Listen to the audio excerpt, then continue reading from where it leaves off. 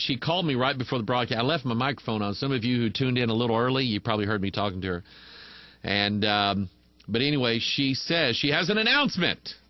The Pastor Mike online archives on the Watchman community are up to date as of yesterday. The Blip TV channel is almost up to date, currently uploading. We'll have this channel up to date by this evening. She puts a little smiley face on there. Tell everyone it's the link at the top of the page above your head of Pastor Mike Online. And what Jazz doesn't know is that there is a lot of things that are over my head.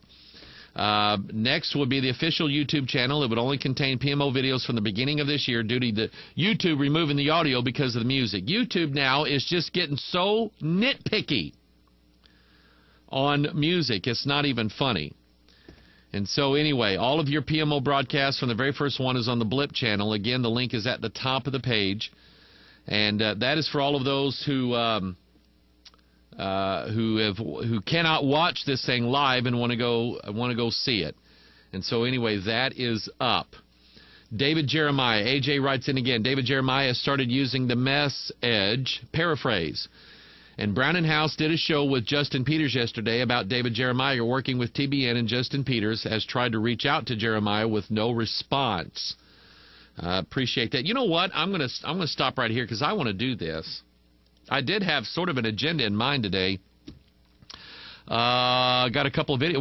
We're gonna revisit some things, and we're gonna go talking about going back. Okay. Let me see if I can pull up the article here because let's see here. This month, and I think next week actually, is the 15th anniversary of, are you ready for this, Ariel? The Phoenix Lights. You remember what that is? A UFO appearance over the town, the small desert town of Phoenix, Arizona. Hardly nobody lives there. And I've been there, and I can tell you the people that I met, there were hardly nobody. But anyway, somebody had posted this on a UFO website. I just happened to catch it. And we're going to go back and look at a couple of interviews the day after this thing happened, when this thing first broke. And you're going to see a family and then some pretty high uppity-ups in Phoenix actually talk about the Phoenix Lights. It was a UFO happening. There's actual video of it, and you'll see it on this clip of what happened 15 years ago that to this day still goes unexplained. Take a look. 12 to 15 minutes to come in our direction, and we could see then that it was a V-shaped formation.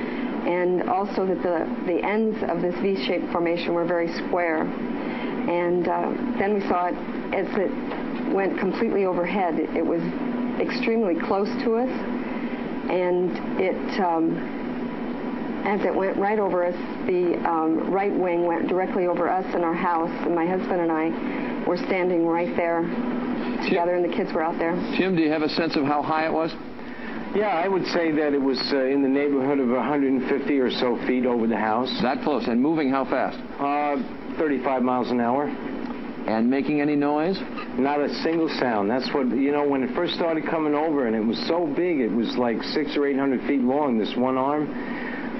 The kids, when it was coming over and there was no sound, the kids started jumping up and down and thinking, hey, the Independence Day, you know. No, really, we got scared for a second, but it just passed over absolutely silently without a sound. There wasn't even a whooshing sound from any noise whatsoever. And you could see the shape of it as it went across the stars. You could not see any light reflecting from it, although there were 5 lights set up inside of it. And how, let me ask you, how did it disappear slowly, or did it just go away all at once? Oh, no, it went through the mountain gap and continued. We watched it continue for about 5 or 6 more minutes as it went down over towards Phoenix. Hal, what was your reaction to all this? Well, it was really scary because this thing was flying over your house when you get home, and it was so big because it covered up a couple of the blocks, and let me ask Damien, did it look threatening to you, Damien? It looked a little big, like a big old triangle, because the first thing I thought it was a stealth bomber got a little freaky, but then when it went by us, nothing happened, so we started chasing after it like there was nothing wrong. All right, Michael Gillen, your theory? Oh, boy. Well, you know, Charlie, maybe it was a flying saucer from another planet, as a lot of these folks believe. But maybe, and more likely, it was a military craft. You know, what interested me is that the air controller said they didn't see it on the radar screen, even though they could see it with their eyes. So that reminded me of stealth. And then if you look at the stealth aircraft out there, you see that there is a very pronounced V shape to the wing shape of a stealth bomber. If you look at this computer-generated representation of the thing that was seen, look at that. Look at the similarity. So it could be either this generation or a later generation of stealth that's being tested out that can hover. Bottom line is scientists are no longer investigating UFOs. I think that's a shame, because this seems like a very intriguing situation. So what we're going to do is we're going to do the next best thing. We're going to take all the videotapes that were shown, that were taken by all the folks who saw this thing, and we're going to have them analyzed by a scientific lab, and we're coming back later this summer to show our viewers what we found. So at least we can find something about the truth. Michael, I understand the stealth analogy, and yes, it could be a later generation of that being tested by the Air Force, but it was moving so slowly and no noise. Yeah, but the problem is that when you say it didn't make any noise and was moving slowly, presumes you really know what the distance and the size was, and that's a real tricky thing to do. The bottom line is the image of a quarter held at arm's length is exactly the same size as the image of the moon 250,000 miles away. How do you tell the difference? So even though these folks swear that it was 130 miles or they went 35 miles an hour, try as you will, the human brain and the human senses are just not equipped to be that reliable. That's the problem. All right, off to independent analysis you go with videotapes. This is intriguing. I hope they can come up with something. It is fascinating. So do I. Yeah. And I thank the Lee family very much, their eyewitness account. We take a break. Mindy Moore. Your thoughts now? I'm pretty well convinced that this was an alien visitation craft. I'm pretty sure that it was interdimensional instead of interplanetary. And I'm quite sure that our federal government and our military knows exactly what it was.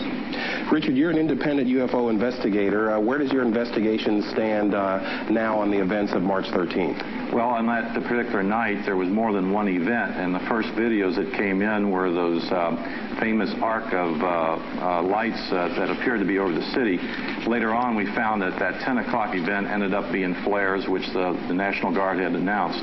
However, the most important event is the one that Mike is describing, which is the formation, which started from Poland and ended up in Tucson and finally back to Kingman. It's an ongoing investigation.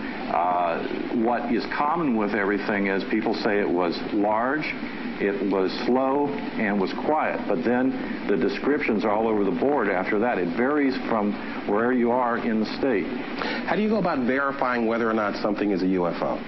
Well, let me break in there, and let's go back over just for a few minutes some information that we covered in the video that we put out here a while back called UFOs, Chariots of the Beast, because I've been fascinated by this stuff, as many of you well know. I've been fascinated by this stuff for years, looking for answers to what these things are. I personally have never seen a UFO.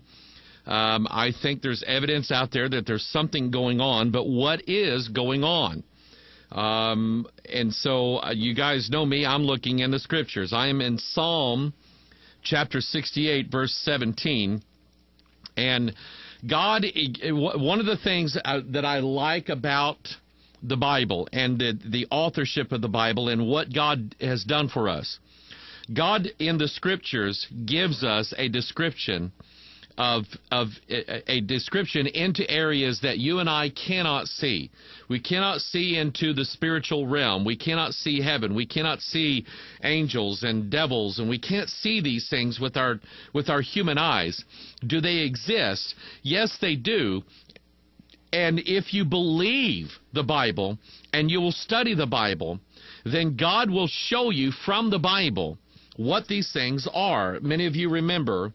And I actually, I remember this book came out. I saw it in the library at school. I went and got it. I read it, and I was hooked.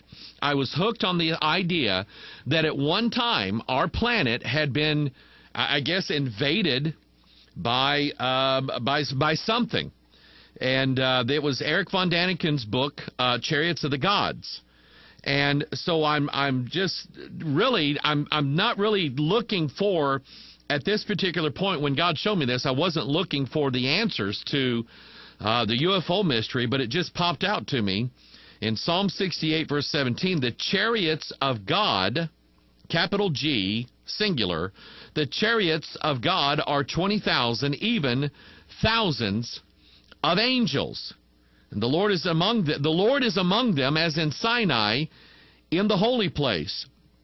And so here we're seeing from the Scriptures that the chariots of God, and if God calls them chariots, some of these Bible scholars like to say, well, that's a terminology that you see often in the Scriptures where it doesn't, and they're basically trying to say it doesn't really mean what it says. But I'm just one of these, I just believe the Bible. I just think it's right. I think what it says is true.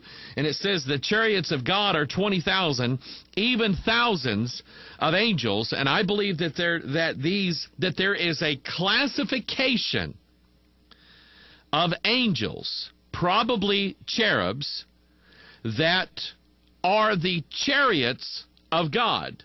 Okay? Now, let's get a visual, factual, scientific understanding and description of these chariots. Let's go to Ezekiel chapter 4. Or excuse me, Ezekiel chapter 1. I've got the number 4 in my brain here. Ezekiel chapter 1. And that was, does anybody but me remember the TV show that came on in the 70s called Project, I think it started out as Project Blue Book, and then they changed the name to Project UFO. And it was from Jack Webb, the guy that came up with, Jack Webb did he did Dragnet. He was the producer for a TV show called Adam 12, and then Emergency, which was one of my favorite shows of all time when I was a kid. And he put on, as for a couple seasons, I don't think it lasted very long, probably not long enough to go into syndication, but he put this TV show called Project Blue Book, or later Project UFO. And at the very beginning, there would, typical Jack Webb, who was, Ezekiel saw the wheel. And then he's describing, and he's talking about Project Blue Book, a real-life United States military investigation into the UFO phenomenon. And the public report that came out said that, out of all these thousands of cases that we're looking into, we can say that they're swamp gas, that they are kites flying in the air, flocks of seagulls, whatever, airplanes or whatever. But then there was always a group of these UFO sightings and experiences, some of them abductions, that they had no explanation for. They could not explain it away, hence the term unidentified flying object.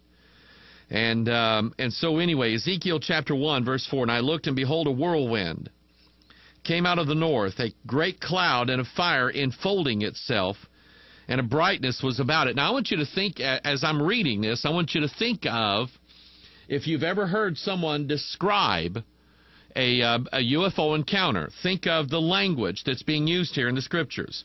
A whirlwind. People are hearing a sound. Sometimes they're not hearing anything.